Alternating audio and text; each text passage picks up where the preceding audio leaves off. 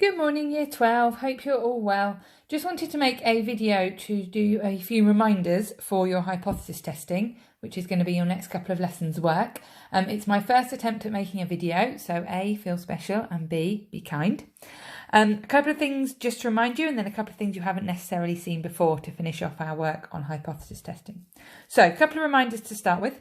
If you're asked to work out an exact probability, so if you're asked to work out the probability that x equals 4, for this one you would use your binomial probability distribution on your calculator, which is fine, you can do that, but you also have to show use of your formula. So you have to show in your working that you've used that formula. So by all means use your calculator to get the answer, but you must show some method as well. If you're asked to work out a less than probability, so probability x is less than or equal to 4, that's when you're using your binomial cumulative distribution. When you do that, there's no need to use your formula or to show your manual working. If you remember that the probability that x is less than or equal to 4 is the probability of 0 and 1 and 2 and 3 and 4 all added together, that's too much work to be writing out, so you don't need to. If you ask for greater than probability, it's exactly the same as before, but remember, binomial cumulative distribution only does less than or equal, so you need to do 1 minus, okay, and again, no need for your formula, okay.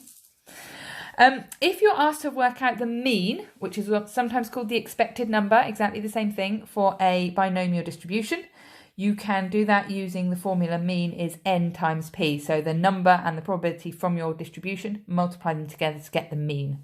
If you are asked if the mean is also the mode, you would work that out by working out the probability of the mean on its own, so probability x equals 4, if 4 was your mean.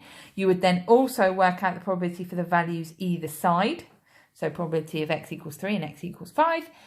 If the mean is also the mode, then it will have the biggest probability because it's the one that appears the most times, okay, the most frequent value. One last thing that you haven't done yet. Up until now, when we've been working out critical regions, we've been finding the first value that lies within the significance level. So if you're doing 5%, you found the first value that gave a probability less than 5%, and that was your critical value. There are occasions when actually you're asked to find the probability that's closest to the significance level. So it can be above the 5% as long as it's the closest one. These questions make it very clear. Okay, so here's a badly printed out example that says, if you look on part A, the probability in each tail should be as close as possible to 0.005. That means that when you're working out your values, you're looking for the probability closest to rather than the first one that's below 0.005. So if we look at our lower tail, probability of x equals 0 and probability x is less than or equal to 1, even though the 0.08 is too big, it is the closest value to 0.005, and so that's the critical value at the lower tail.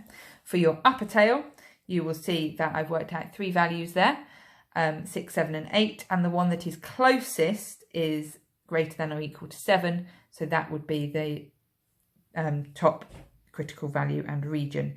If the probability greater than or equal to 6 was bigger than 0.005 but closer, even though it was slightly above, then that is the value we would use. Finally, to work out your actual significance level, you just add your 2 probabilities together, so your 0.08 and your 0.0016. I hope that makes sense. If not, feel free to drop me an email and I'll try and explain again. As I say, these things are what you might be using in the next couple of lessons as we finish off hypothesis testing. Best wishes, bye!